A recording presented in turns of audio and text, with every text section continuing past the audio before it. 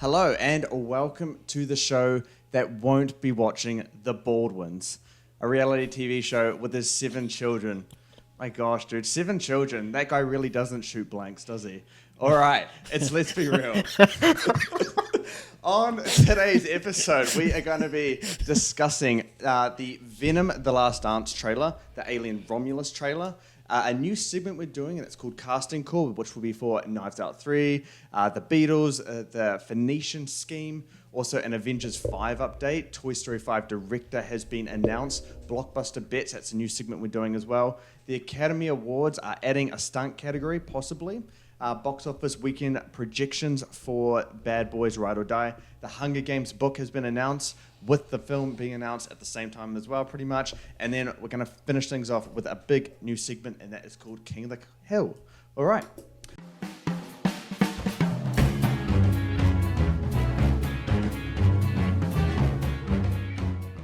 I'm James, that's Nayan, and we're coming to you from Australia and New Zealand. We appreciate you guys taking the time to enjoy watching or listening to us today. You guys know the drill. If you guys want to be a part of the conversation, if you want us to cover anything, do any rankings, whatever it may be sure to comment below or let us know on any of our social media platforms. All right, let's just jump straight into things, man. I really hope you liked that opening line that I did. I wanted to start things off with a bang today. Someone else might have as well.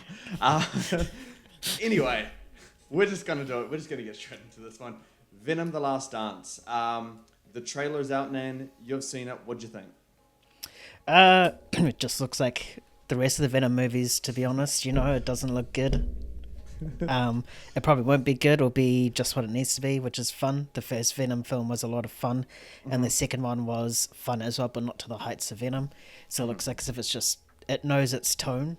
Or Sony knows its tone, and it looks like as if it's going to head into that same direction as well. There's also that tease of, what was it, the Last Death or something, or Last Ride Together, I don't know. So we could potentially see either the death of Venom or Eddie Brock or someone, because that's what I got, or that's what I picked up throughout the trailer quite a lot. So yeah, I think it's going to be a mid-movie but entertaining. Yeah, I don't know, man. It got me pretty excited for it, and not excited in the same way I'm excited for something like Furiosa or Dune 2, or even something like Deadpool and Wolverine. But just excited because it's just going to be one of those movies that you go to the cinema and you can just kind of have a good time and laugh at it, and it lets you laugh at it because it knows that it's so silly and dumb. But at this time, I think, at least what I got from the trailer, is that it really knows its tone. It really knows exactly what it is and what people expect of it, and it's just playing really well into that hand. And I hope the final product actually resembles a lot of what we got in this trailer. I found it funny. I kept noticing like different Ted Lasso actors throughout it, and it seems like we're going to have an interesting callback to, was it at the end of Venom 2 or No Way Home, when it had like, what was when the symbiote came into the MCU universe? Yeah, it was No Way Home. No Way Home, yeah. So, and I think they go back to that, or it was revealed in the trailer that they're going to be covering that. So how that plays, and if there is like a larger, connection to the MCU, that would be welcome, because I want the symbiote in the MCU already. I think that would be a really cool angle for the next trilogy of the Tom Holland Spider-Man movies. So yeah, I mean, I hope there's a lot of fun to be had with that. The Venom riding a horse seems like, or Venom taking over a horse seems great.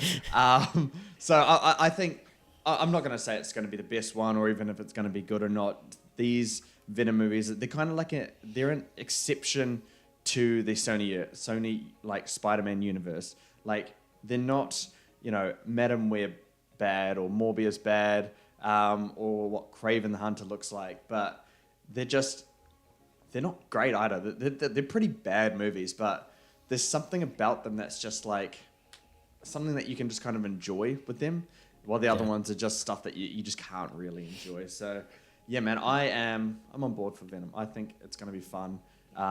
And my expectations in terms of the actual film's quality are super low, so I don't expect to be disappointed. Same as mine. Yeah, I'm just gonna go have fun. I'm gonna laugh at it, and hopefully it should be a good time. Another movie that should be a good time, Alien Romulus. Funnily enough, I've watched Alien and Aliens over the last couple of weeks. I have a lot of time on my hands, so I decided to watch those movies, and I love both of them. And the new trailer came out for Alien Romulus. So, Nayan, what do you think of that one? And one comes out in August, a couple months away. Yeah, I'm actually quite excited for this. It's very rare that I'm excited for a alien movie just because it's not my cup of tea, those sort of movies.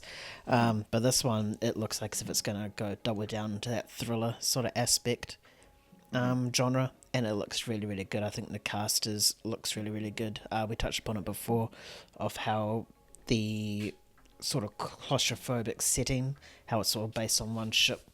I think that's going to do the film a lot of justice, because they can't really run away from this alien, so it's always going to hunt them, and you can always feel that tension. So I think, it just looks so good, and the visuals as well just looks fantastic, from the actual xenomorph as well, along with the cinematography as well. I think this could be a hidden gem of the year in terms of surprises, for sure. Yeah, for sure. I think we've all come to not expect too much from the Alien franchise. You've seen both the Alien and Aliens, right? No, I've seen all of them but 2 and 3. 2 and 3. Oh, so you've seen the first one at least. Yeah, we get on to watching the second one, man. Aliens is just, it's amazing. Anyway, to my point though, Alien 1 and 2, they are the best ones. For me, the Alien 1 is just, that's pure thriller. It's really slow building, but it just builds up to a really good finale there. And it's about kind of discovering what this alien is and how it works. You got the face hugger alien that like latches onto people's faces, and you're just kind of questioning what the hell's going on, kind of thing. And then it all plays out as we see. And then Aliens is like, okay, well, how do we make it more scary? We add in like 50 or however much there is. And so the Alien franchise died after this. It didn't know how to surprise the audience. And that is my biggest fear with this movie. Now, going to the trailer, I love the look of this movie, man. I love the cast. I love everything I've heard about it so far. It looks scary.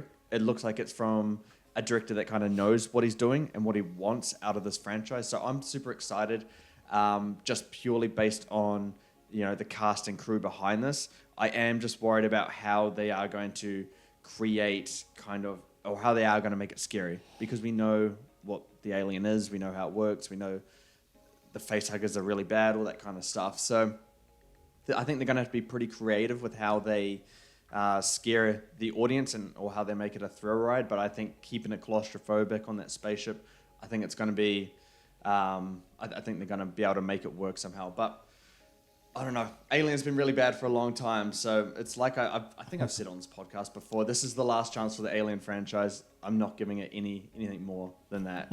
Like, this is it. You gotta make us buy into the franchise again. Yeah. But I mean, I'm excited. I'm excited for this one. This one should be good. I think so too. And it could be like, Kaylee Spaney's like actual breakout role too. Speaking of breakouts, we'll get to that one a little bit later. All right. Casting call. This is a new segment we're doing, and I only called it or made it a new segment because there's just too many big casts, big ensembles being announced, and I wanted to wrap it into one, make it tied into a sweet little bow. I didn't want to make anything extensive and long, because we're going to do separate segments for this one. But anyway, we'll combine it all into 3 quick bursts here. So Knives Out 3, we know that's going to have a big cast. Nayan, and when he hosted the last podcast that we did last week, basically, had like 6 people already casted. Now we got an extra 4 added in. So Nayan, those ones are Josh Brolin, Thomas Hayden Church, Sandman himself, Mila Kunis, and Hawkeye, Jeremy Renner. What do you think of these new additions that will be joining Daniel Craig, Glenn Close, Andrew Scott, Kaylee Spaney, Kerry Washington, and Josh O'Connor? Yeah, it's good. All of them are pretty established already. I would have liked to see, a little bit more of the lower tier people, up-and-comers or mid-rangers as well. But I'm not complaining with any one of them. I mean, Jeremy Renner's coming back into Hollywood slowly, and this is a good role for him to, truly come out and tell everyone that he is back in acting. Mila Kunis, I can't even remember the last film she was in or last anything she was in. I think her and Ashton Kutcher are just doing their own little thing at the moment. So it'll be nice to see her back in that acting role again. And Thomas Hayden Church and Josh Brolin, they're both solid actors. So I think this cast is really well rounded with lots of different personalities and, acting. What's the word I'm looking for? Acting types. Whatever. Yeah. Versatility, I think. Versatility, perhaps. Yeah, Yeah. acting versatility between each of them. Like they're all not all the same type of actor. They're all different. Yeah. I think you hit it the nail on the head there because, I think all of these actors can bring something different to the role and then bring something different to the movie as well. And there's just going to be some very interesting dynamics. And I think Rian Johnson has kind of, a sandbox of different things he can get from the actors here. So I'm excited. It's all up to Rian Johnson to really make them all click together, as he did in the first Knives Out, not so much in the second one. All right, we have a little bit of an update on the Beatles movies. Actually, quite a big update. So we have our rumored cast members that will be playing the Beatles. Don't know how familiar you are with the Beatles, Nayan. It's a little bit before our time, I'd say, just a little bit. So the cast members for this one: Paul Mescal will be playing Paul McCartney, Harris Dickinson will be playing John Lennon, Charlie Rowe will be playing George Harrison, Barry Keoghan, Ringo Starr. That's who he'll be playing. So it's going to be 4 different films. They're all going to be interconnected and told from, or each movie is going to be told from the point of view from one member. And all of them are going to be releasing theatrically in 2027. If that doesn't get you excited, they're all directed by Sam Mendes, he did Skyfall, 1917. He's done other stuff as well, but he's a great director. So this is one to really be excited for. Nan, how does this cast sound to you? It's like the Avengers right here, they're all getting their individual films for the eventual team-up film. I don't think I've ever seen anything like this where it's been 4 separate biopics based on a group, all to be released in the same year, directed by the same person as well. I don't think I've ever seen that in anything, not even like major franchises as well. So I think this is awesome, and I really hope it does work as well, because I touched upon your comment. I'm not sure before. I am not familiar with the Beatles. I know a few of their songs, but I don't really, and I know who they are, but I don't know their story or whatever. But I do know that they're a huge group. So this is a lot of pressure, because you don't really want to turn off those fan bases, even though most of them are close to death door, considering how long these guys have been around for. Oh my gosh. But Sam Mendes, hey, that's not as bad as the opening line. Yeah, I know. That one was bad. But Sam Mendes directing all 4. Holy shit, he's a fantastic director. You touched upon it, 1917 Skyfall, 2 of his recent hits. Previously, I think he did Spectre. I can't remember. I did, yeah. Yeah, so that was a little bit of a tarnish, but 1917 made up for it. And the cast for the individual Beatles themselves, I think they're perfect. They're just, slowly starting to break out, or up-and-coming people. So I think this is going to really, put them on the map, similar to what Austin Butler did with Elvis and Taron Egerton did for Elton John. Yeah. No, for sure. Man, I'm really looking forward to this. This is definitely on my radar now. I really like the Beatles. I'm not familiar with their story, but just a lot of their music, when I guess the time is right or the vibe is right, their songs can just kind of fit perfectly, and I really enjoy them. So I'm super excited to get a Beatles story. Sam Mendes is the guy that I trust to do a good job with it. And yeah, like you do, the way these kind of movies are being done is super interesting.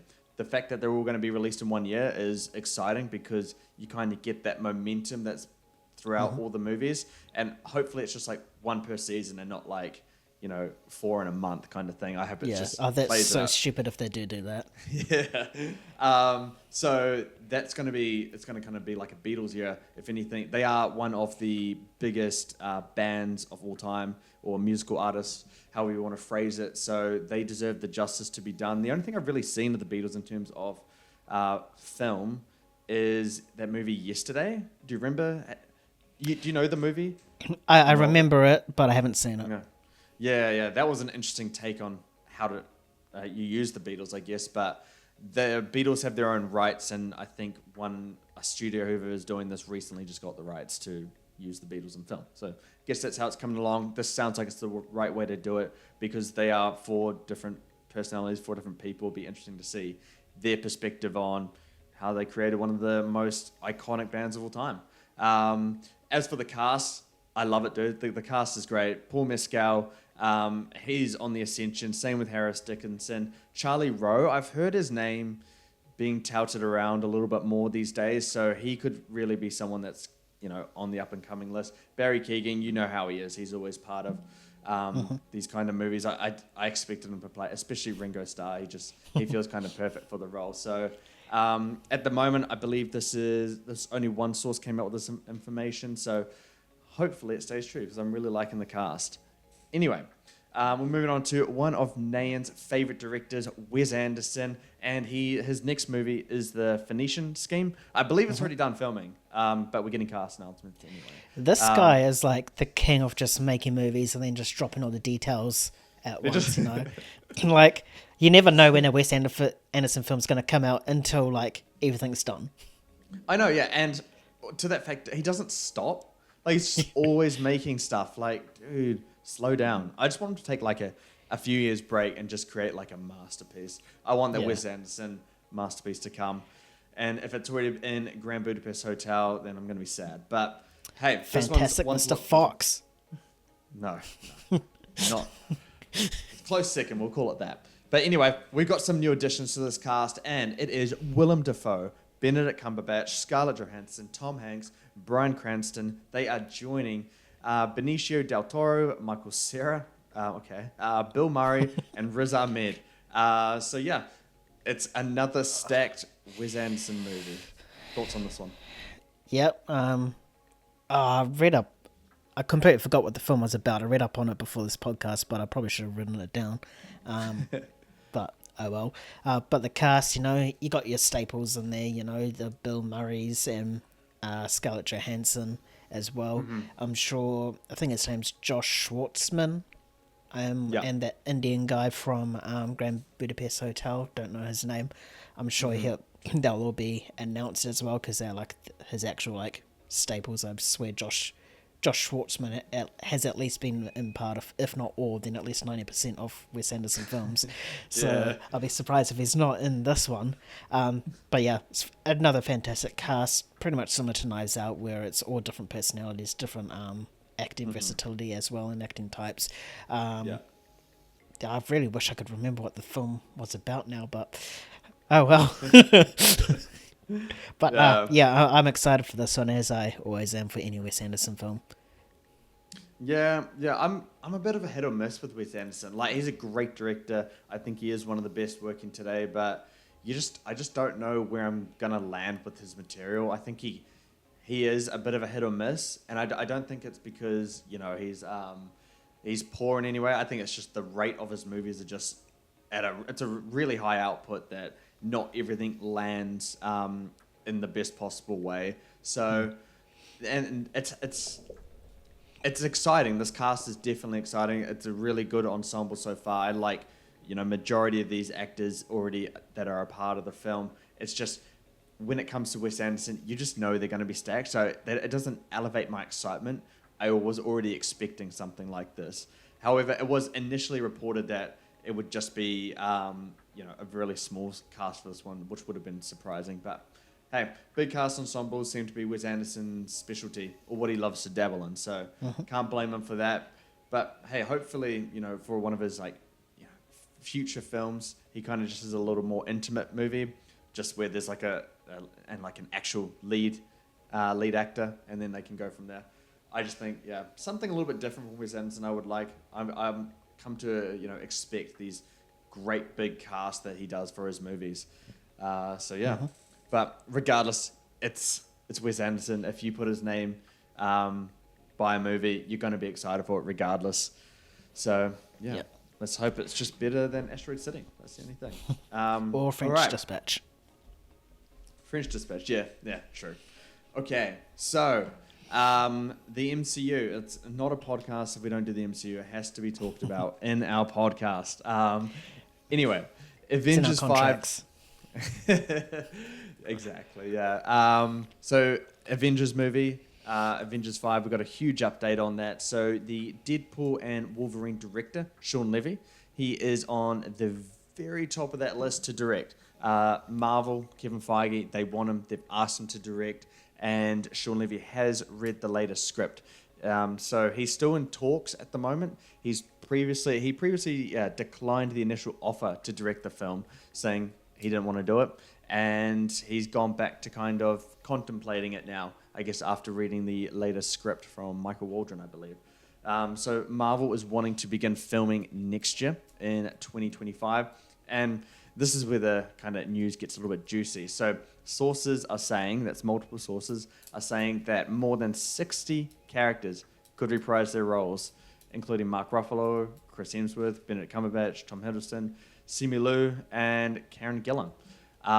60 characters, that is beyond insane. That has to break Endgame, I'm sure. The plot is unknown, and so is the antagonist, because I forgot his name, Kang, was defeated by ants, so we need a new antagonist for this one now. Nayan, what are your thoughts on, twofold question here, thoughts for Sean Levy to direct, that Marvel wants him to direct it, and the 60 characters thing? What do you think? I don't even know which one to touch upon first. Sean Levy, it will all depend on how good, for me, how good Deadpool and Wolverine will end up being. Right now it looks like as if it's going to tick all those boxes, so if it does that, then 100% Sean Levy. But, you know, the directors, or the people that have been touted for the directors for this film has just constantly been in like a little Russian roulette thing, you know. It's new week, new director, so can't really get that much excitement until something concrete is done. But I think out of all the directors that have been rumoured so far, I think Sean Levy would be the one that I could get behind. I mean, considering he's also been working on Deadpool and Wolverine, which is a big film for this film, so he clearly knows what to do and how to do it. 60 characters, fuck, that's a lot. I think Endgame had about like 30 plus. But 60 characters, Joe, how would you even do that? Some of them would have to just literally be like 2 seconds in there, like, you know, Groot just walking by or something cool. There's no way you can give like 60 characters the same sort of or similar screen time than they did in Endgame, you know. I mean, you had your core 6 and plus a couple others, and then, you know, the big scene at the end. But 60, oh god, that's just way too much. Way too much. Yeah, man, I completely agree with you. On the first point, though, Sean Levy, if Marvel's asked him to direct, I think they're very confident in Deadpool and Wolverine. Not the fact that it's just going to do well, but that it's actually a good movie. It gives me, you know, so much confidence in backing Deadpool and Wolverine as a movie that they just want Sean Levy to direct the Avengers 5, which seems like it might be the biggest movie of all time if they are going to commit to 60 characters. So it gives me a lot of confidence in Deadpool and Wolverine. Sean Levy, you're completely right. I have to see Deadpool and Wolverine for myself to see if he's going to be the right fit. If Sean Levy is to direct this, a solo director working with 60 characters in perhaps the biggest movie or biggest film production of all time, I could see why Sean Levy would decline or pass on it. It seems like way too much of a burden for one director. That's why I'm still going to be rooting for my guys who did Loki Season 2. I think if you're going to have movies the size of Infinity War and Endgame, you need a directing duo, I think. Just you can balance it out. It's just too much for one director. You know, we saw Joss Whedon in the first Avengers, which was great, and then kind of crumbled to the pressure in the second one with Age of Ultron. So, yeah, I think a directing duo is probably best when it comes to movies of this scale. But to the next point, that movies don't have to be this scale. Like, what Infinity War and Endgame seem to have done, at least for Marvel Studios and their execs, is that it seems like the execs, they have to keep upping the ante for each Avengers movie. Like, you don't have to do that. Like, Infinity War and Endgame were built up by, smaller Avengers movies. How the first one has like the 6 core characters, and look how everyone loved it. It made a ton of money, so you don't need to just keep up in the ante. You just need to, have a plan and build the audience up to those big ones. You don't need to go straight there. And I think it's audience expectations now. It's similar to Fast and Furious and Mission Impossible. How there's always that big moment, big stunt, big action sequences that keeps get topping one another. I think audiences nowadays are expecting it to be either on that level or a bit more. They're not, and if it's anything less, they'll be disappointed. So I think I can understand why Marvel is doing that. I think, it's the audience expectations, and it's people like us that's ruined cinema. I don't know if I totally agree with that. In a sense, I believe that's what the Marvel execs think, that audience are expecting bigger and better. I think if they build up, 6 core characters in the MCU, and then they do a crossover movie and call it the Avengers 5, it's going to make a ton of money. It probably won't make a ton of money as 60 characters in one Avengers movie, but it's those building blocks that get you to those ones. Yeah.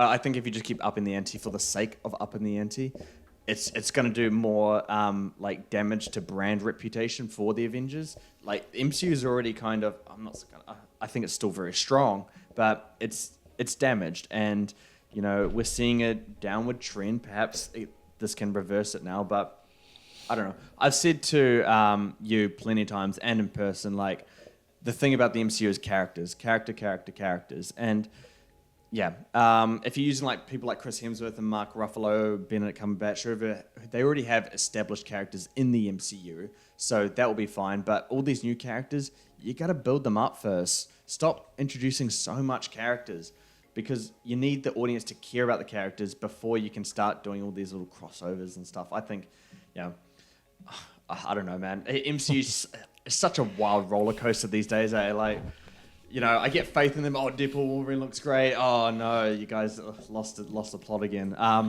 We'll see what Deadpool has to offer, and it's gonna make me feel better or worse about the MCU. So we'll have to see how that goes. Okay, we're gonna move on now to Toy Story 5. It seems like another franchise that just is not willing to die already. So they found the director, Andrew Stanton. He will be directing Toy Story 5. This will be releasing in June 2026. He has directed Finding Nemo and WALL-E, so some of the absolute best of Pixar's work. Both of those movies won Best Animated Feature at the Oscars. He's also written Toy Story 1, Toy Story 2, A Bug's Life, WALL-E, Monsters, Inc., and Finding Nemo, Finding Dory, and Toy Story 4. He also did the story for Toy Story 3. He co-did it, but he didn't actually write the screenplay itself. So you got, a Pixar legend at the helm for Toy Story 5, right? And Toy Story 4 was from a first-time feature-length director. So, Nayan, we've been saying on this podcast regarding Toy Story 5, like, we can't write this off completely, but it feels like the franchise has to end. They can't keep doing the perfect ending. So now that we've got a Pixar legend at the helm for directing this movie, do you have a little bit more faith in it, or are you still kind of at the same level you were at beforehand with it? I'm pretty much the same. I know it's going to be a good film, and I know it's going to, what's the words? It's going to, it's going to justify its existence. But you're right. It needs to end. We've had 2 perfect endings that lightning can't strike 3 times. It's statistically impossible. So, I guess when more details come out about the story and what's happening, we can get a better idea. But right now, this director, he wrote a lot, if not all, of the best Pixar films, and directed 2 of them. So, Pixar clearly has faith in this guy to do the Toy Story franchise justice, because at the end of the day, that is Pixar's baby. That is the one that started it all, and that's the one that they can keep going back to 5 times to make bank. So it's good. I don't know if I want to say the words excited. I can get on board with it, but it just this has to be the last one, you know. I Yeah. said it for Toy Story 4 as well. It has to Yeah. be the last one, and I was clearly wrong. So I'm gonna say it again, and one day I'm gonna be right. So it has to be the last one, because where do you go from here? I mean, the obvious choice is Yeah. obviously going to Andy and his kids, and that's probably how you can pick up the Toy Story again with new characters and new Yeah. toys, you know, and maybe have the additional cameo from Woody or the original gang here and there. That's probably how you could further the Toy Story franchise, but just having the story so centered around Woody and Buzz. Yeah. It's like, what more can you do? Yeah, completely agree. I was actually going to ask, like, what if they handed over the baton to new toys and we could see a new story grow with a new kid and all that kind of stuff. I think, yeah, I think that is probably the best way to do it. And that's like, I could actually get behind that. But if they're going to do that, I really want kind of, you know, a background theme to be how, you know, kids are getting less imaginative and creative and using toys less, and they're sticking to like technology, iPads, iPhones, all that stuff. And we're just seeing how toys are reacting to it and how they're trying to, you know, get those kids off the devices and back playing toys, using their imagination, all that kind of stuff. I reckon that's an excellent way for the franchise to reinvent itself, give itself some life again, and just, you know, pave the way for another trilogy, perhaps. I think that's the best way.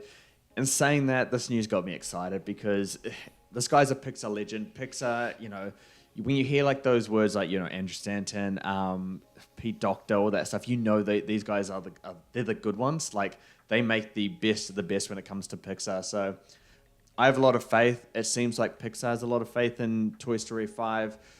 Who knows if it can reach to the heights of Toy Story 3. But this franchise has just been so damn good the entire time. It's hard to not be excited for it.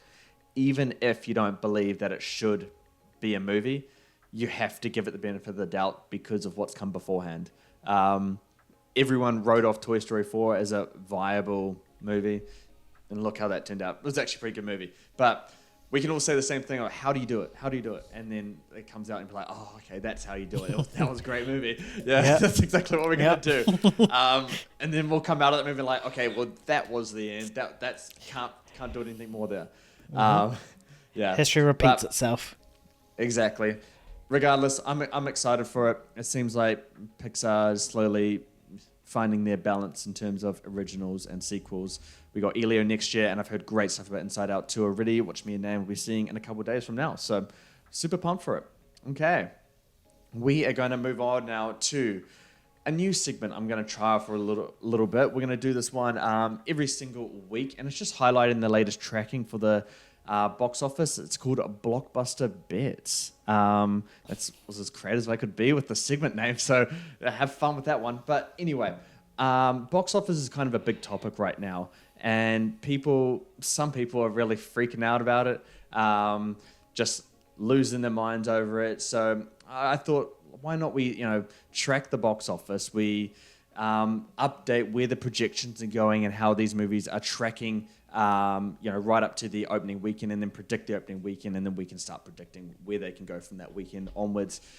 The thing is with this segment that we're going to do, I'm only really going to run it if there is blockbusters coming out. Once we get to the end of July, it's kind of a dry spell then to around like October, so we won't do it then. But during the summer movie season, it's a good time to see how movies are trending for opening weekend, and the box office has just been absolutely horrid this year so far. So for this one, we're just going to be keeping things up to date on the opening weekend.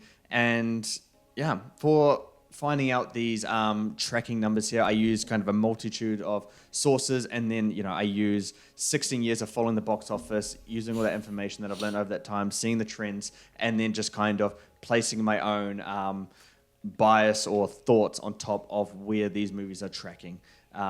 So I got 5 here from the biggest movies for the rest of summer, pretty much, I would say. So we'll start out, and then I'll just get Nayan's take and Nayan, you can tell me if, over or under or bang on the money, all right? So we got Inside Out 2 with 105 million. The tracking right now suggests something between 90 and 100 million. But I believe, we got really great positive reactions. We're going to get really good reviews coming out of it. And then, there's also going to be a demand for a quality family animated movie for the summer movie season while they're all on school holidays. I think Inside Out, it breaks past its tracking numbers, gets to about that 105 million, which will be very good for it. It'll be the biggest opening weekend of the year so far, so that'll be really great. Despicable Me 4, I'm suggesting an 82 million 3-day weekend. That's just a touch over tracking. I don't love the franchise, but I have a lot of faith in the franchise to bring in box office numbers. Like, how can you argue against it? I mean, Minions in 2022, Minions 2 nearly made $1 billion.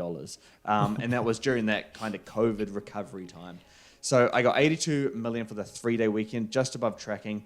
And then in line with tracking, got over 100 million for the 5-day weekend that it comes out on. I think it's the Independence Day weekend.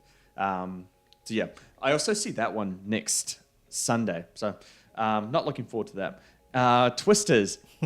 I think this one will be a surprise hit for people. They've already, had tickets available for people to purchase. It's tracking quite well right now. I'm more on the low end of it, and I'm just saying I'm on the low end of it because Deadpool and Wolverine releases the weekend after Twisters. And in an economy where people are kind of holding on to their money, being a little bit more cautious with how they spend, we're in recession, all that kind of stuff, inflation's very real. I think they're going to be, saving their money for that big event film at the end of the summer, which will be Deadpool and Wolverine. So I think I'm going to be on the low end of tracking, unless I see new information come through that says I'm wrong on that one. And then we head to the big event one, which is Deadpool and Wolverine. I'm very much on the high end of this one. No tracking suggests that it's at this number yet, but I think we're going to get there. We've got a lot of time to get there. Deadpool and Wolverine, I think it's going to have a 193 million opening weekend, absolutely demolishing the R-rated opening weekend record so far. And then A Quiet Place Day 1, 43 million opening weekend. I think it'll be fairly fine for the Quiet Place franchise. I think it's pretty much in line with the first two. So, yeah. What do you think on these ones? Over, under, or right on the money? I think Inside Out, probably give or take, obviously, like a couple million, but I think that's bang on. I think Despicable Me, I think that could go huge. I don't know, just minion power, man. You just can't like bet against it, I think it might be a little bit more higher. I'm talking about the 5-day holiday thing. I think it might be a bit more higher than 100 million. It might get Inside Out 2 numbers. So Inside Out's 3-day numbers, but over those 5 days. So I'm thinking right about that 105, give or take a couple million. Twisters, I think you're bang on. I think it might come in a little bit less, maybe.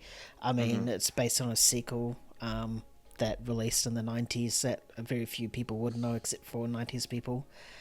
Could be like, the next Top Gun where a legacy sequel hits, but yeah, who knows? That one's probably the most interesting one, just to see tricky, but yeah. Yeah. Deadpool and Wolverine, you absolutely went for the fences with that one, didn't you? I'm sticking by my guns, dude. Part of me wants to say 200 million is in question. If it wasn't R-rated, I think 200 million definitely would have been on the cards for sure, if not a lot more. But I think it might go around about 160 to 170. I reckon that's my little bet. Now, Quiet Place Day 1, previous 2 films have tracked around this. You don't have the same director or cast members in it, so why would people want to go see a prequel and have it make a lot more? So I think that's pretty much bang on as well. So apart from, those 2, I think you're pretty much bang on. Obviously, give or take a couple million, but yeah. Yeah, fair. I mean, I completely agree with Twisters. It's a tricky one, but it's very interesting. The tracking so far suggests, 50 million plus, but it's hard to see that become a reality right now just because it is based from an IP of the 90s and, that can be a hit or miss. Sometimes these legacy sequels, they don't make any money at all, and sometimes they really blow up like Top Gun Maverick did. As for Deadpool and Wolverine, I admit it, I'm swinging for the fences. The tracking absolutely suggests that it will break the record for R-rated opening weekends, which I think is around that 130 million mark. So it's absolutely going to demolish that regardless. But how high can it go is actually the question. If I didn't have to put a number on it, I would have said above Avengers: Age of Ultron, but below the Avengers, the first one. So I think that's probably the safe range, or not the safe range for it, the really high range for it. But I have a lot of faith in it. I think there is a lot of demand for a big event movie right now. It's been a really quiet year. These kind of are your biggest movies of the summer as well. So it's a really weak year for that summer movie season. People want a movie where it's a packed cinema and everyone's kind of reacting and having fun with it. Having that collective cinematic experience together. Mm-hmm. Yeah. All right. And for you guys, Blockbuster bets. Let us know if you want us to keep doing this, because if you don't, then we won't. But I will be tracking these week by week throughout the summer movie season. So let me know if you want me to keep doing it and following along with how these predictions are. And if you disagree, if you think my tracking or my projections are wrong right now, please let me know. Let us know where you think these movies are going to fit in. Okay, Academy Awards, exploring the possibility of adding a stunt category. I just got to say, this is harsh, man. Tom Cruise is at the end of his stunt career, and you're adding this thing in now. Tom Cruise could have had an Oscar already. But anyway, the Academy president says the Academy has started making inquiries about a stunts category. So the John Wick director, Chad Stahelski, he had this to say about it. So in the last couple of months, we've been meeting with members of the Academy and actually having these conversations. And to be honest, it's been nothing but incredibly positive, incredibly instructional. I think for the first time, we've made real movement forward to make this happen. Now, we saw the Fall Guy release at the start of the summer movie season, making little jabs about it, kind of giving us highlighting it to the audience that it may actually deserve having a category in the Academy Awards based on stunts. So, Nayan, what are your thoughts on this progression to actually having a stunt category with the Oscars? And at the end of your answer, what do you think it should be called? Best choreography, best stunt coordinator, best stunt man, best stunt scene? What do you think? Best stunt man. Not really too little too late, but this should have been done like decades and decades ago, I mean, stunts is a huge part of any film. You touched upon it before with Tom Cruise. I mean, he could have one for a Top Gun and take a perk off any, if not all, of the Mission Impossibles. He could be the most decorated Oscar person ever. 7 films so far. Boom, that's 7 Oscars plus Top Gun. 8 right there. So it's good. And I'm glad Fall Guy released, because I don't think these conversations would be as serious if that film didn't come out, because that really put the spotlight on the stunt community. And if you're going to have categories like makeup and hairstyling and shit like that, why would you not have one for stunts? Where it's just it's if not the same, if not a bit more than makeup and hairstyling. It's part of the movie. You can't have a movie without stunts, especially action films. And I guess maybe the reason why the Academy hasn't really properly considered this is because it's all of the major ones would be in those blockbuster territories, and they tend not to go for those. They have changed recently, but so it absolutely needs to happen, and I hope it happens before Mission Impossible 8 comes out, because we all know Tom Cruise is going to do absolutely something stupid just to get it. But what was the name? Best stunt and choreography would be what the title would be.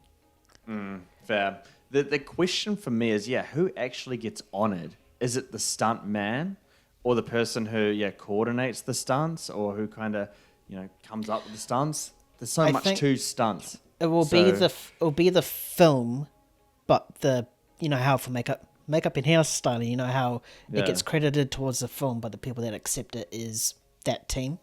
The makeup and hairstyling team. So it'll be the same for this. So the film will get the credit, but the acceptance and the actual award will go to the stunt team, everyone involved within those stunts. Or the stunting process.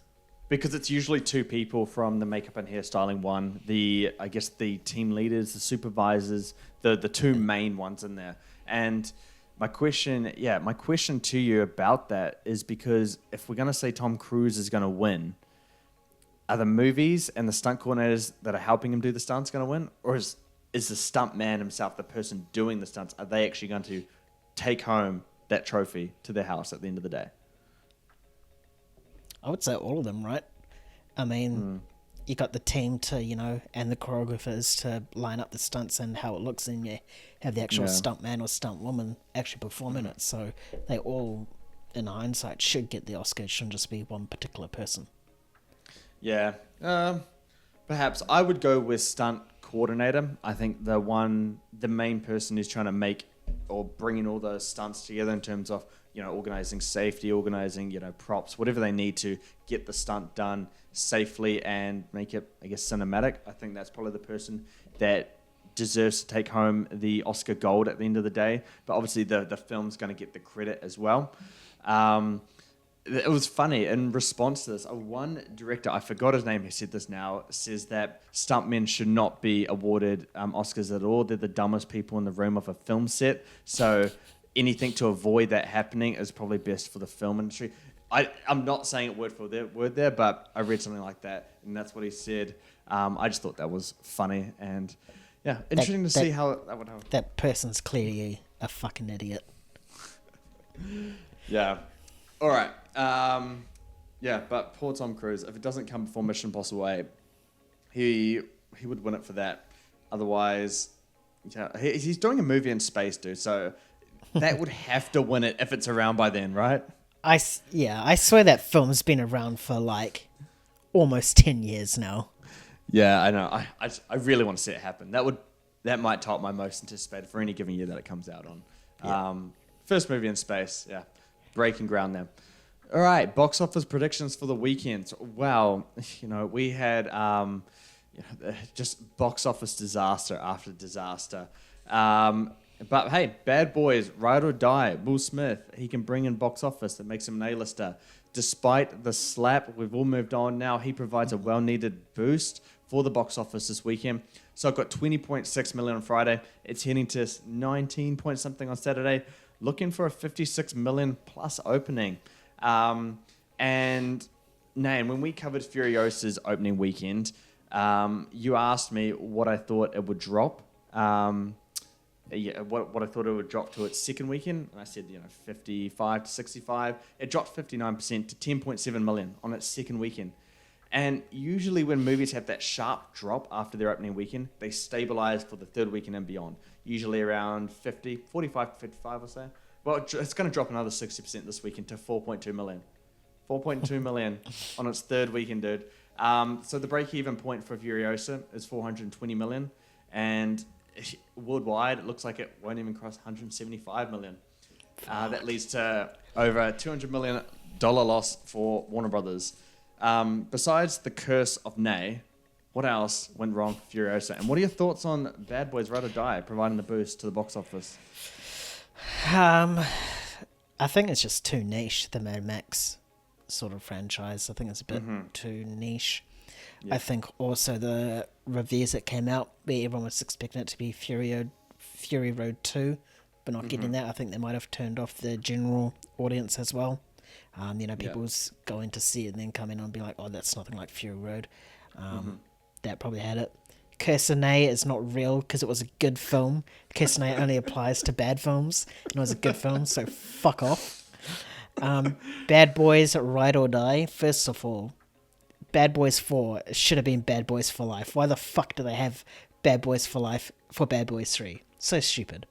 Anyway. Wait, isn't this Bad Boys 5? This is Bad Boys 4. Is it? Yeah. I swear it's 5. Nah, it's number 4. Bad Boys for Life is the third one then? Yes. Oh, okay. Which is stupid. But 56 million. Yeah.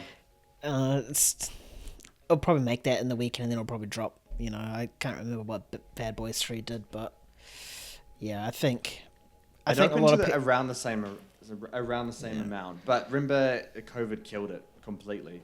Yeah. It dropped like 90%. I think people will go see it for Will Smith, considering this is like first big film since the slap. So I think Yep. that would inflate the numbers a bit, but then I think we're going to get a big drop come second week. Yeah.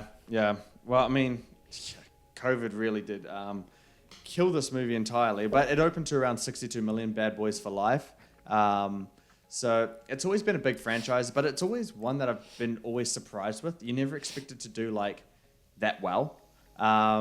So I'm surprised about this one getting to the level that it has here, but it's perfectly needed. I'm very happy that it's going to hit that, above 56 million mark. The question for me is, it's the third biggest opening weekend of the year, beating the Kingdom of the Planet of the Apes, Furiosa, Garfield. Where can it go? I think it's going to... I disagree with you. I think it's going to last a long time. Maybe not a long time, but a good few weeks of making good money here. I think you're going to see around a closer to 50% drop than a closer to 60% drop come next weekend. I think it's going to do well. I think there is, demand to have fun with this movie, and there's a really there's a shortage on big, fun popcorn movies right now, and I think Bad Boys serves that role in the cinema landscape these days. Also, did you see that little clip online about Will Smith? He went into just a public screening, and then no one noticed him, and then afterwards he walked out of the cinema and he's like, "Yo guys, that was a good movie," and everyone turns and "Oh my gosh," and then everyone just swarms him, just a big crowd around him, videoing him and stuff. Did you see that? No, haven't. Oh, that was cool. I mean, we've said everything we need to say about the slap from the Oscars, but it's time for Will Smith to come back to theaters. If he's going to bring in numbers like this for the cinema industry, he's really welcome to come back. And I think cinema and movies in general need him to come back. Yeah. He can bring in a crowd. Yeah. All right. Here's some funny news and also a little bit interesting news. It's ridiculous. All right. So the Hunger Games: Sunrise on the Reaping.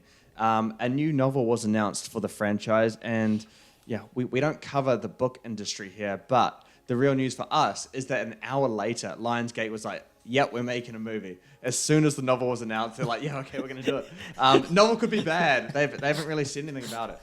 The novel could actually be awful, and the Lionsgate's committed. They need their franchises. I don't think I've ever seen a movie being announced this quickly after a novel or a previous source material was announced. Well, I find it absolutely hilarious, but it's set for a 2026 release. At this point, it probably could come out before the novel. I don't know. So similar to those Game of Thrones seasons that came out. Director Francis Lawrence, he is apparently attached to direct it again. He's directed all of the Hunger Games movies, including the Ballad of Songbirds and Snakes, except for the first Hunger Games movie. And the novel is supposedly following the second quarter quell. I think that's the 25th Hunger Games. I don't know. Is it the 25th or 50th? I don't know. Yeah, it'd be the 50th, right? If it's quarter.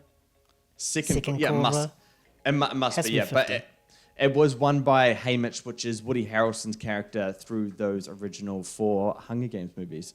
So box office for Ballad of Songbirds and Snakes was 166 million domestically, 337 million worldwide. It was massively down from the original Hunger Games.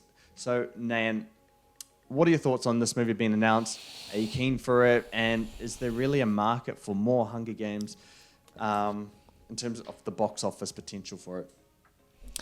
I would go see it, but Jesus Christ, Lionsgate just absolutely pounced on this, didn't they? Wow. I mean, I'm sure they wouldn't have announced the film if the book wasn't coming out shortly.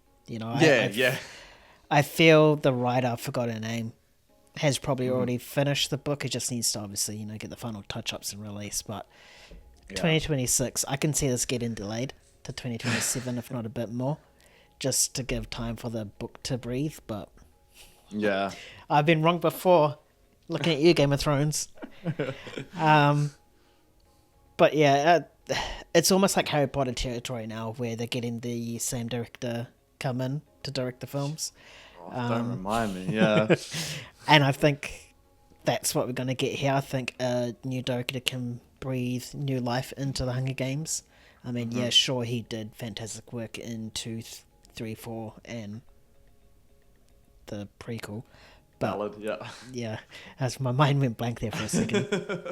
But I think a new director with new ideas can really make this film a lot better than what Francis Lawrence can do. Second Quarter Cow, does anyone really want to see a 50th anniversary one? No. Everyone wants to see the very first Hunger Games and how that idea came about. Why do they keep going to stupid milestone events? The milestone event is the very first one. What was Ballad of the Songbird and Snakes? What was it? I think it's 10th. Or? 10th, yeah. Like, just make a book or write a book or make a movie based on the very first one and see what fucked up people had a great idea to have the Hunger Games and actually make it work, you know? Yeah. Like, that's money right there. That will probably make more than Ballad of Songbirds and Snakes and a hell of a lot more than this. Because we all know Woody Harrelson's not going to be in this film unless it's right at the end as like a I'm older now cameo. What if that he's just makes no de-aged? sense. Ugh, God. I'm out. But, yeah, to be fair, I'm not surprised. I mean, if a Hunger Games book was going to be announced, the film was always going to follow, you know. That's just how studios are nowadays. But I'm surprised about how fast it took. An hour. That has to be a record. And I hope other studios don't take a page out of Lionsgate's book. Actually wait until the actual book or source material is released to see if it's worth making a film. Exactly, And if you're going to make a film and it's a shit book, you best be damn sure that you make the film better than the book.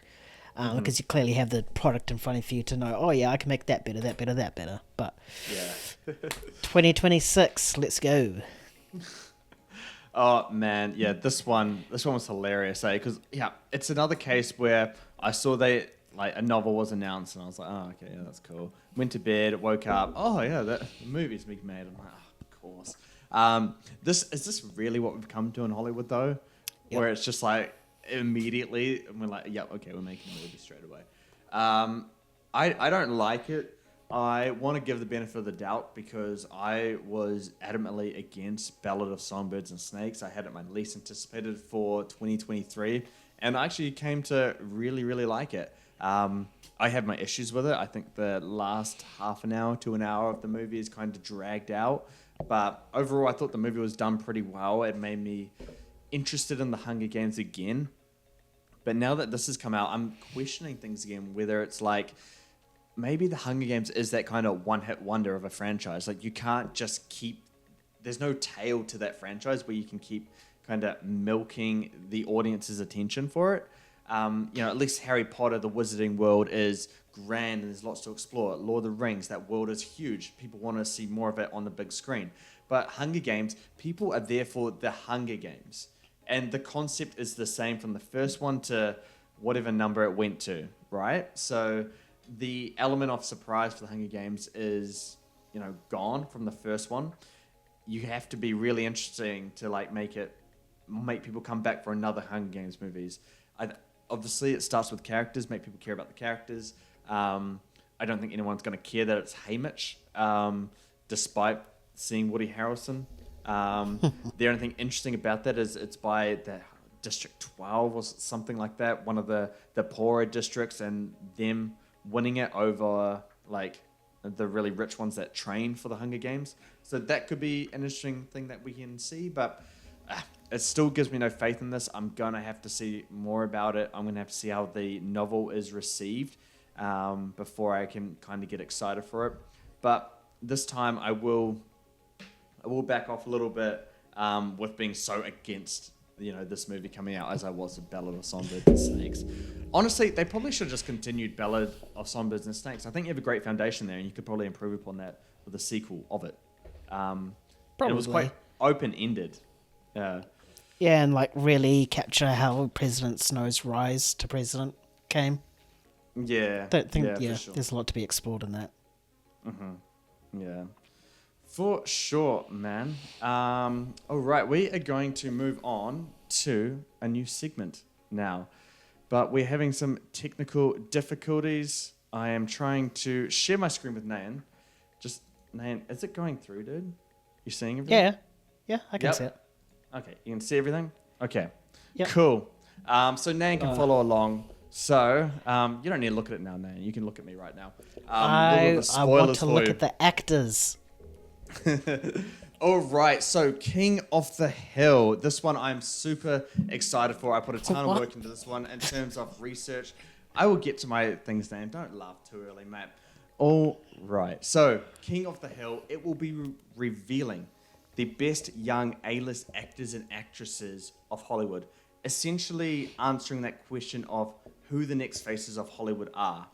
You know, before we had Leonardo DiCaprio, Brad Pitt, Tom Cruise, and now we have a new generation that is ready to take hold of the big screen moving forward. Movies are changing, and so are the movie stars, and we're starting to see it right now. So how exactly does that look?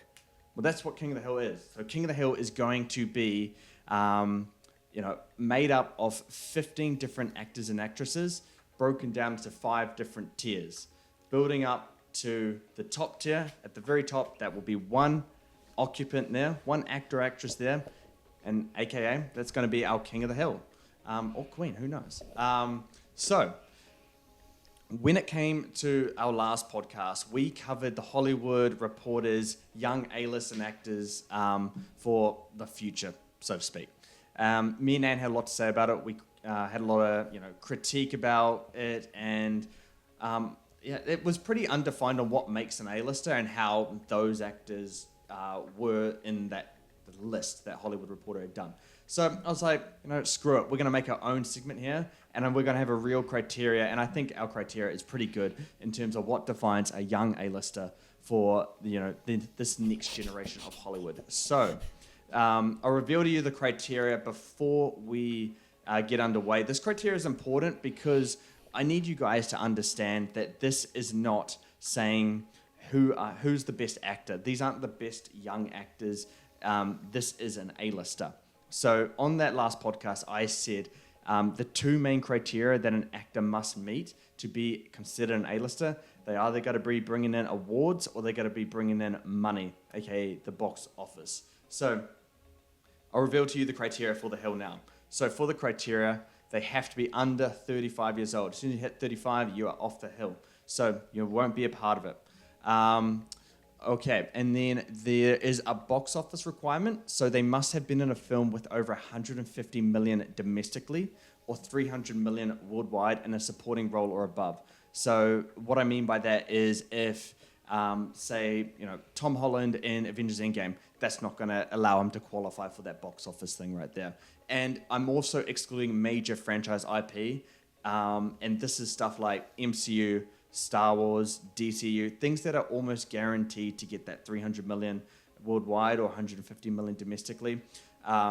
Because if you just cast a young person in that, it already allows them to qualify for that box office. So I think that's a fair requirement there. But the twist to this one is they don't have to meet the box office. They can meet the acclaim criteria that I have here. And that is they must have either an Oscar, Golden Globe, BAFTA, Emmy, or SAG nomination. So, an actor in this Hill that I'm about to reveal can be in, a movie that's made only $5 million, but if they have a Golden Globe nomination, they are allowed to get in because they're being acknowledged for, their work and quite a prestigious, award ceremony. So that's where they only have to meet one of those, box office or acclaim, to be eligible for the Hill as well. So I have other criteria in here, and they must meet all of these other ones to be considered. But a few of them didn't meet it, so we'll get to that one soon. So they must have an average fresh rating on Rotten Tomatoes. So I've calculated all of these actors in front of you, the average Rotten Tomatoes score. And the reason why they must have an average fresh rating on Rotten Tomatoes is because the A-listers in Hollywood, they know how to pick their films. Them and their team know how to pick the right movies that are going to do well. So that's part of an actor's resume and filmography, to be in great movies consistently. and that will be revealed on the average fresh rating. Say whatever you want about Rotten Tomatoes, but if we're calculating 20 movies on an average, it's a fair assumption at that point. They must be a leading role in at least 2 films. You cannot be an A-lister if you can't lead films or if you don't lead films. That just doesn't happen. They must have a high-profile future role lined up. This can be behind the camera or in front of the camera, but being in a high-profile future role and having it lined up shows that you're in demand, that you can get work, and that you are essentially, leading the way in terms of these big projects that are coming in the next few years or so.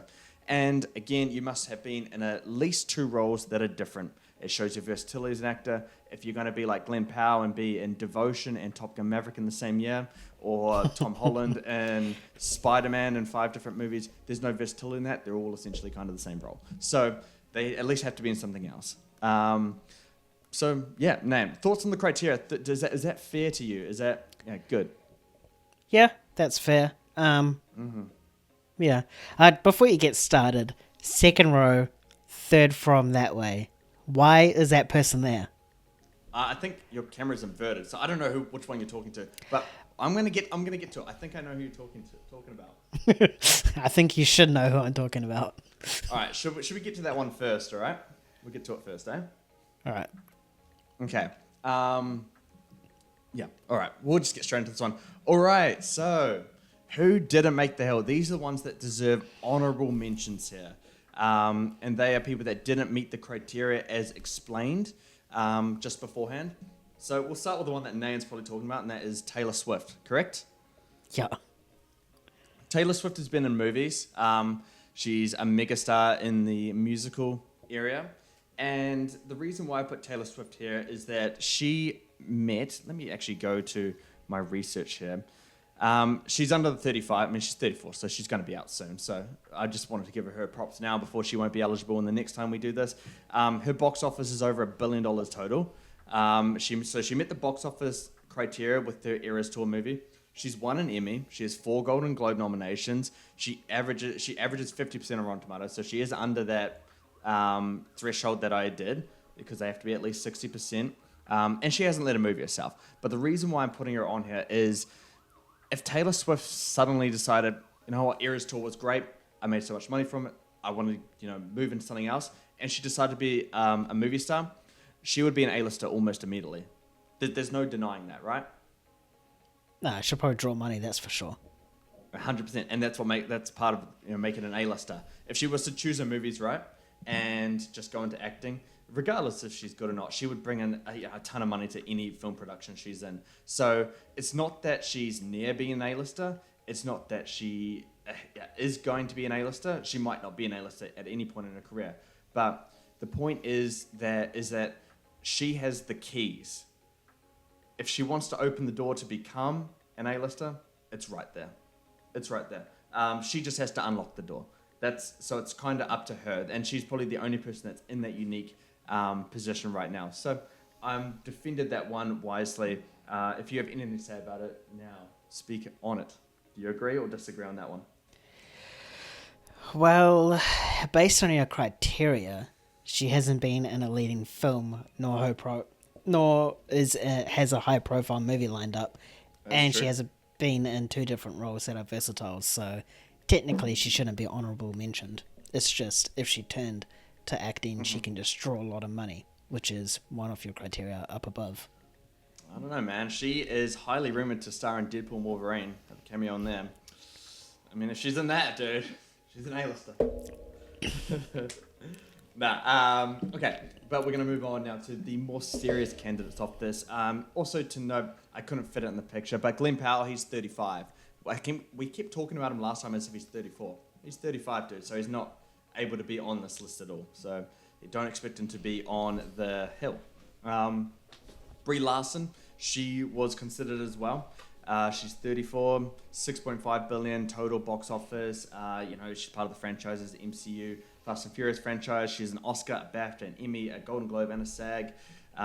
She averages 62% on Rotten Tomatoes, but she has no high-profile movie kind of coming up. So she didn't make the hill, nor was she included on this little picture in front of you as well.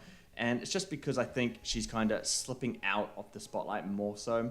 You'd think with, the Captain Marvel role that she would be ascending, but it seems to be going down, and that's pretty difficult to do when you got one of the biggest roles in the MCU, right? So, yeah. Okay. Who do we have? All right, we got the Saltburn brothers on the bottom row on the left there.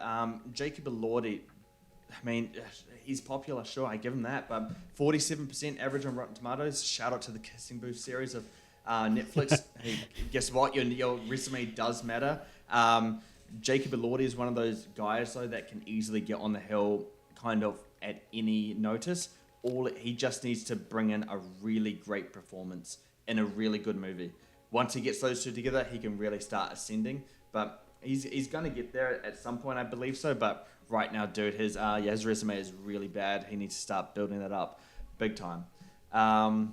All right, who else do we have that's interesting? Oh, yeah, we'll go to Barry Keoghan, the other Saltburn guy. So, yep, he's 31 years old. He has a 1.8 billion box office. You know, he starred in the Batman, Dunkirk, Eternals. The thing with him is he has not led in 2 movies. He only led in Saltburn. So Eternals, Dunkirk, American Animals, they are all ensemble pieces. He's not the lead in that. He's not the guy carrying that movie. His next high-profile movie coming up is The Beatles, and that's rumored. At this point, it's not actually confirmed by the studio itself. He has won stuff as a BAFTA. He's won stuff, or been nominated for, an Oscar. And his average on Rotten Tomatoes is 77%, one of the highest in here. He was strongly considered to make the hill, but he was one that was just left off. Jenna Ortega, there's not much to say about her. I don't know where the popularity comes from. I think she can get there. Yeah, I know that, but like in terms of supposedly execs are really keen for her. She doesn't meet the box office threshold. Her highest grossing is Scream 6 with 169 million. Yeah, so she's a bit far off. She's very young though, so she has plenty of time to get there. I just think some people are kind of rushing to the gun to calling her that, so that's where that one comes from. Isabella Merced, yeah, she's on the way there as well, but what was her reasoning? She doesn't meet the awards or box office criteria, so she has no nominations, she has no awards in her name. Transformers is the only one that met the box office criteria, but that's a major IP that can always get that 150 or 300 million worldwide, so it doesn't count. But she's been in good stuff. Hold on, I'm just trying to have a look at how much Dora made. But that like not have something, dude? No. Oh, actual? 60 million domestically, and I think 16 million worldwide. Oh, internationally, yeah. Oh yeah, 120. Oh, yeah. Fuck! I thought that was bigger than. Exactly. Okay. Never mind. No, it was tiny. I was shocked as well. I've looked at nearly everything for this. So yeah, I was shocked at that one. So she doesn't meet that at all. Her average on Rotten Tomatoes right now is 56%. Can be boosted up. She's picking the right stuff. Her stuff lined up is Alien Romulus, The Last of Us, and Superman. So she's coming, but she's not there yet. Therefore, she does not make the hill this time round. Sydney Sweeney. Last week I said she was a lock in my eyes, but really looking at her entire filmography and what everything adds up to, she doesn't quite make it. She's close, but not close enough. Sydney Sweeney averages 52% on Rotten Tomatoes, so she's really bad. One of the lowest in terms of the ones that I've considered here. Her box office is only 723 million. Nothing met the box office, I believe. The thing that boosts her most is Euphoria, which earned her 2 Emmy nominations and a SAG nomination, and that's her high-profile role coming up is Euphoria Season 3. So while I absolutely believe she's on the way, and the fact that she's a producer as well elevates her case, she's not there yet. So you got a lot of people that are just banging on the door for this hill, but they're not quite there.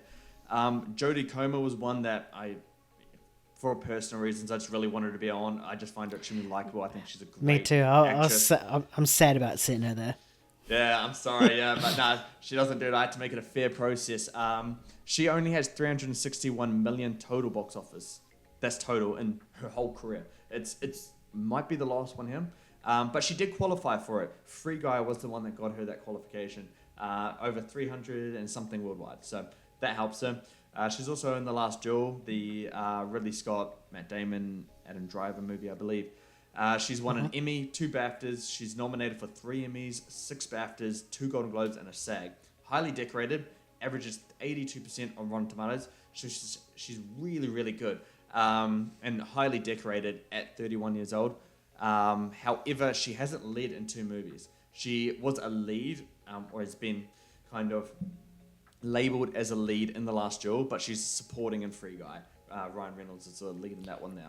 Would you count? Would you count TV series? Because I'm pretty sure she's the lead in that TV series. No, I'm not counting TV series. Film's the big one here, so only in movies you have to be the lead in. Same with the box office.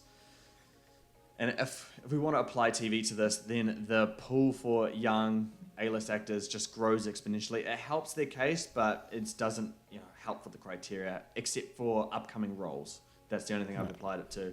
Otherwise, my research for this kind of just gets way too big right now.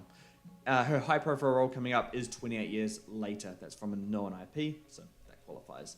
High-profile role, just for clarification purposes, is either something from an acclaimed director or a known IP. I think that's a fair way to define that. And then we got our last one on this list. That's Nicholas Hoult. We spoke about Nicholas Hoult. That maybe deserves to be on this one. But he averages 59% of Rotten Tomatoes. So he's just a percent off there. Some of these averages get crazy. We'll get into that one soon. He's 34, so by the time I do this again, he might not even be eligible for it. But 4.5 billion total box office. X-Men, Mad Max, Garfield. He has a really, a repertoire of franchise movies. He's gonna be in the DCU. So the fact that he's 34, he would have made it by the time Superman come out, but he'll be too old at that point. He's been nominated for an Emmy, a BAFTA, 2 Golden Globes, and 3 SAGs coming out. He'll be in Superman as Lex Luthor, and he'll be in Nosferatu as well, which is by Robert Eggers. So that'll be a good one. All right, Nayan, any contentions to these ones here? Nah, it's all good. Just still sad about Jodie Comer. But it's fair. Yeah. You have some people that you were taking note of when you saw my script notes. Yeah, a lot of them have just been wiped out, but it's all good. Oh, really? Yeah. All right. I'll share my list. What I wrote down at the end, but I was going for a completely different thing here. But it's all good. Who was on your list? Oh, okay, I'll do it now. So I sort of did a mix of your criteria and who I actually think would be in it in a couple generations' time. So one, I have McKenna Grace. So she was the lead in the 2 recent Ghostbuster films. She also played young Carol Danvers and young... I forgot the ice skater name. The film is I, Tonya, but I don't know the actual skater. Oh, right, yeah. The other one I have is Rachel Zegler. I mean, Hunger Games, Ballad, and she's going to be in... she was in West Side Story and going to be in Snow White. Other one I have here is Alex Wolff. I think he's one to keep an eye out on the future. Hereditary. He was in Oppenheimer as well. So that would have qualified for the box office. And his next film is, I think, A Quiet Place Day 1. I had Will Poulter in here as well. This is where it gets weird. I had Ao Edebiri from The Bear. She qualifies for the Emmys and the Golden Globes, but I think she'll be one to keep an eye out in the future if she just branches out into films. And Jeremy Allen White as well from The Bear as well, same reasons. And then I have Kernan Shipka as well. She was in Mad Men and she was in Totally Killer as well, but she's one to keep an eye out on the future. Yeah, fair. No, some good names there. I definitely consider the Bear duo there of Ao Edebiri and Jeremy Allen White. I think they are. I think they're coming. I mean, Ao Edebiri's in Inside Out 2, so that's promising for her career. But yeah, and McKenna Grace and another one you mentioned there as well. They're ones to definitely be on the lookout on their horizon. But what I'm about to reveal to you are the ones that are actually here already. All right, so we're gonna get straight into this one, man. Let's do this, man. Do it. Boom. Row 5. All right, so these are the 5 that are at the bottom of the hill, but they made the hill. And to be on the hill, you have to meet that criteria. But fun fact, only 12 people met that entire criteria. So 3 of these ones on the bottom didn't meet the criteria. That is Austin Butler, that is Aaron Taylor-Johnson, and Anya Taylor-Joy. So for Aaron Taylor-Johnson, he didn't meet the criteria because he had a 59.64% on Rotten Tomatoes.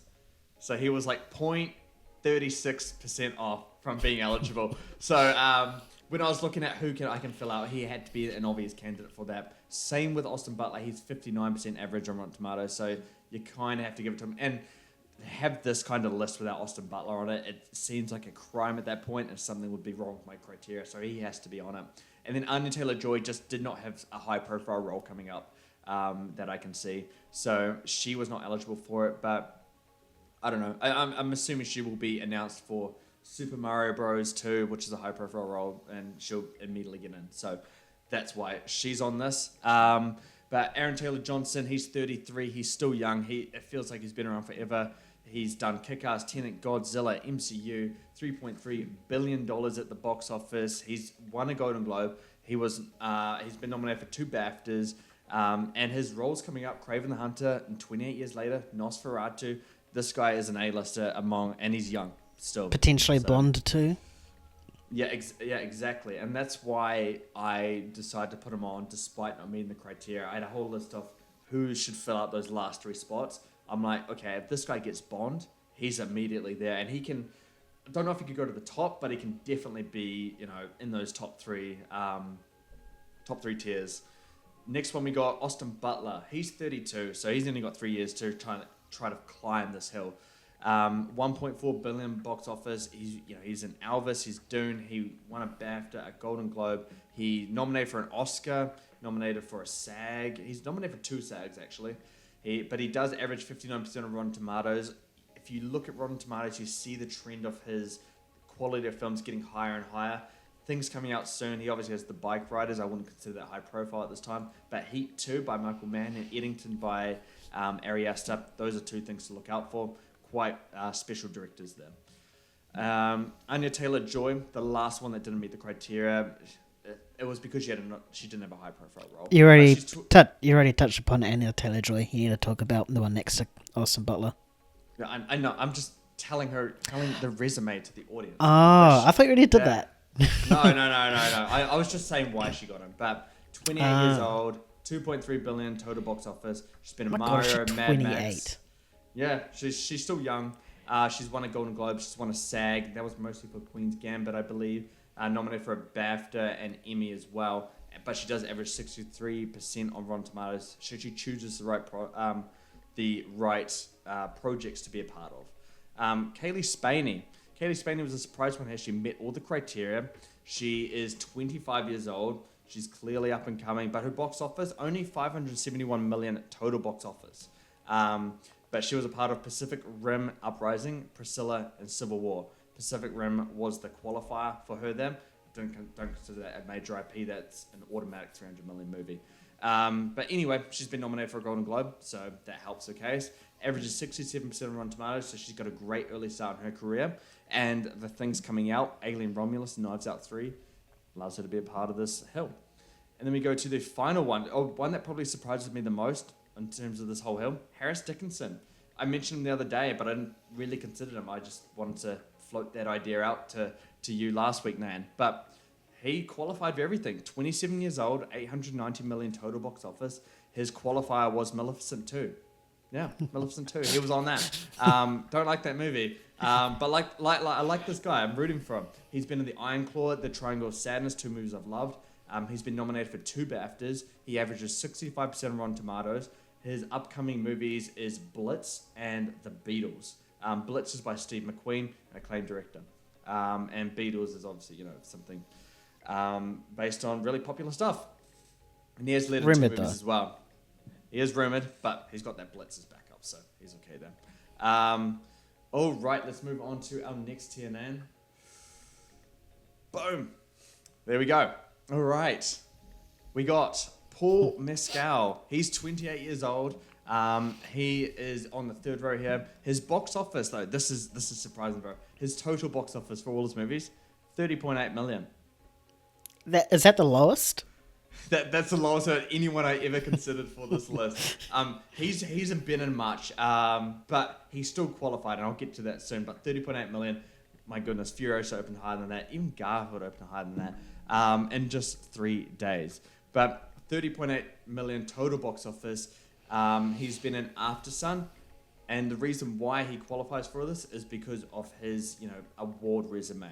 He was nominated for an Oscar. He's nominated for 3 BAFTAs and 1 Emmy, and he's won 1 BAFTA. So he's eligible for the award side of it. His average for Rotten Tomatoes is 77%. So super high. It's one of the highest averages on him. And his upcoming stuff is Beatles, Gladiator 2. Ridley Scott, I don't know if I'd call him acclaimed now, but he's certainly had his praises said to him beforehand. But yeah, Beatles, that's obviously a big one too. Paul Mescal deserves that spot there. Then we go to the real Netflix queen, and that's Millie Bobby Brown. According to my criteria, Millie Bobby Brown is the A-lister, not Jenna Ortega. Millie Bobby Brown is only 20 years old. Only 20. She has 15 years to get to the top of this hill. So she might do it. Her total box office is 832 million. So not that big, but she's been in, Godzilla vs. Kong, Godzilla King of the Monsters, and that's really where her movies lie. Otherwise, she's kind of the Netflix person off this list here. Being in Enola Holmes, Stranger Things and such. She hasn't won any significant awards, but she's been nominated for 5 SAGs and 2 Emmys. She averages 70% on Rotten Tomatoes. She, leads those 2 Enola Holmes movies, and her, big role coming up in the future is the final season of Stranger Things. So she deserves to be there. We'll see where her career takes her. Then we get to another one, Taron Egerton. He's 34 years old. He turns 35 in October. This might be the only time he ever makes the hill. But anyway, his box office is 2.2 billion. He's been in Sing, the singing gorilla. I like him. Dad. I was going to make that joke. Kingsman, Rocketman. He's been in a well-rounded mix of animated and Oscar-worthy performance, and then Kingsman. He's won a Golden Globe for his role in Rocketman. He's been nominated for an Emmy, 3 BAFTAs, 2 Golden Globes, 2 SAGs. He averages 62% on Rotten Tomatoes. He's led in 2 movies, and his next movie coming up that is, I guess, his high-profile movie, Kingsman, The Blue Blood. I didn't even know it was called that, so that's one to look forward to. And then we got our final role in here, and I'm sad she's this low, but she is the one rounding out our 4th row here, and that is Saoirse Ronan. She's only 30 years old, extremely acclaimed already, but she has 1.2 billion total box office. She did not meet the box office qualifier. A lot of these people we're going to be seeing now have met both the awards and the box office qualifier. She doesn't meet the box office qualifier, which is why she's in this 4th row here. Her biggest movies are stuff like Lady Bird, Little Woman, Grand Budapest Hotel, stuff that hasn't, blown up for the box office. But when it comes to when it comes to awards, she's huge. Hasn't won anything, but she's been nominated for 4 Oscars, 5 BAFTAs, 4 Golden Globes, and 4 SAGs. She's extremely decorated when it comes to nominations. And her average is 60% on Rotten Tomatoes. So she meets that qualifier exactly. But highly good at what she does. So she's very deserving of that role. All right, Nayan. Any thoughts so far, dude? How are we feeling about this? To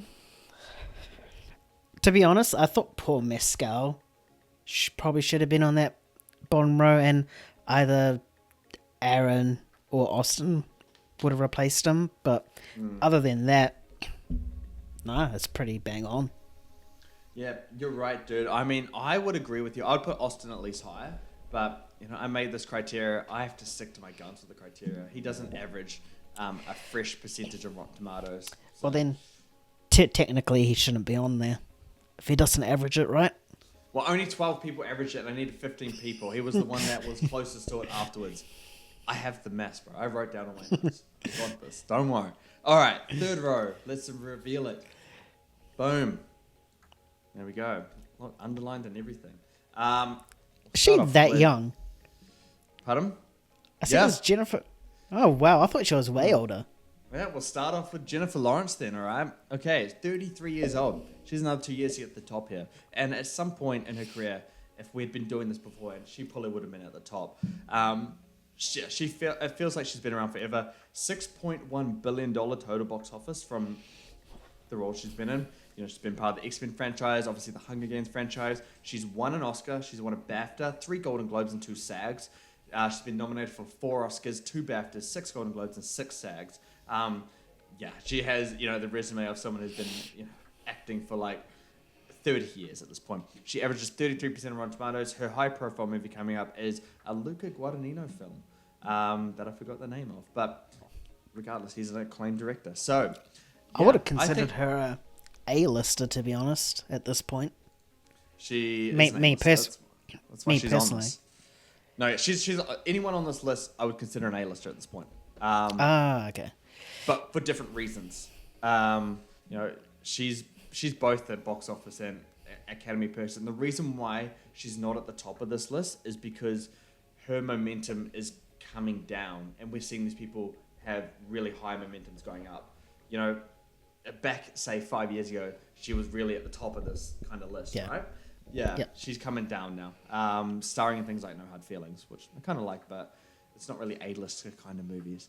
Zendaya, an obvious candidate, 27 years old, $6 billion total box office, a lot of it's the MCU, but now she's got Dune. Greatest Showman was on there as well. She's won 2 Emmys at Golden Globe. She's been nominated for 5 Emmys at Golden Globe and a SAG. She averages 78% on Rotten Tomatoes. She chooses really good subjects. That's a really high average for Rotten Tomatoes. And her upcoming stuff is Dune, Messiah, and Euphoria. So she got a great career in front of her, and so does the person next to her. That's Florence Pugh, 28 years old, $3.4 billion total box office. She's been in the MCU and Black Widow, and I think she's starting something else. Dune 2. She hasn't won any major awards, not yet, but she's been nominated for an Oscar. She's nominated for 2 BAFTAs, a SAG, averages 79% on Rotten Tomatoes. So I think Florence Pugh, anything I see her in, it's great. She's someone that chooses really great roles consistently. That is the mark of an A-lister, and that's what she is. Thunderbolts, with an asterisk, is her major role coming up. And that's right. I said with an asterisk because that's what they called it. All right. We'll move on to the final 2, and then I'll get Nayan's prediction on who our King of the Hill is going to be. All right. Boom. There we go.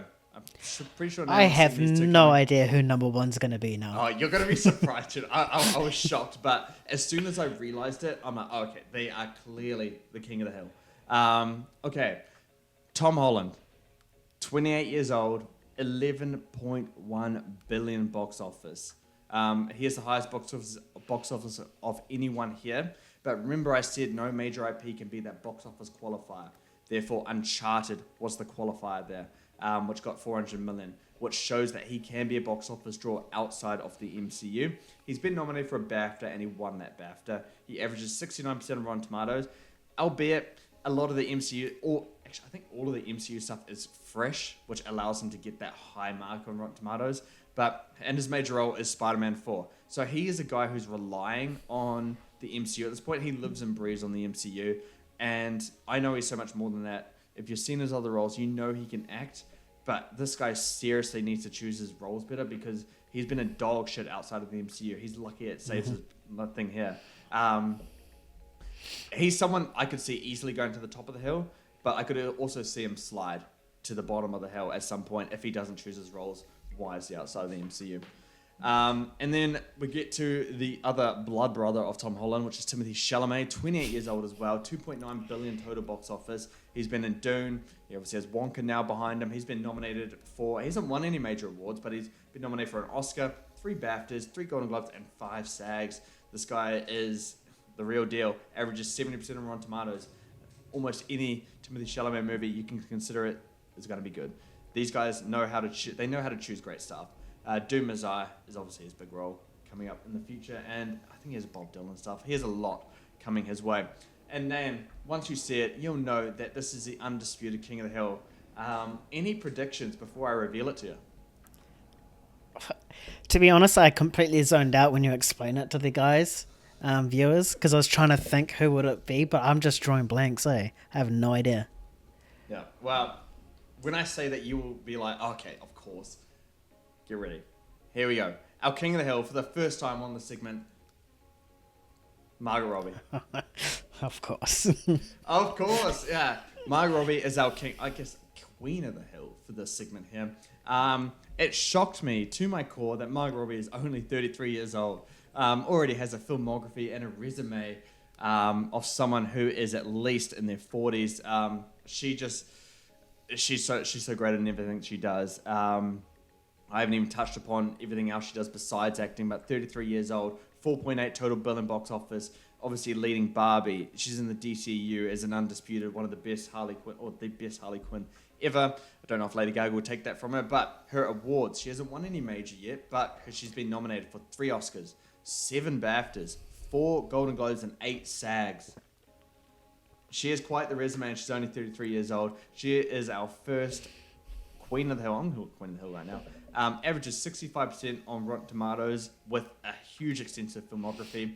Her major roles are not in acting, but producing. The Sims and Monopoly are going to be her big roles coming up soon.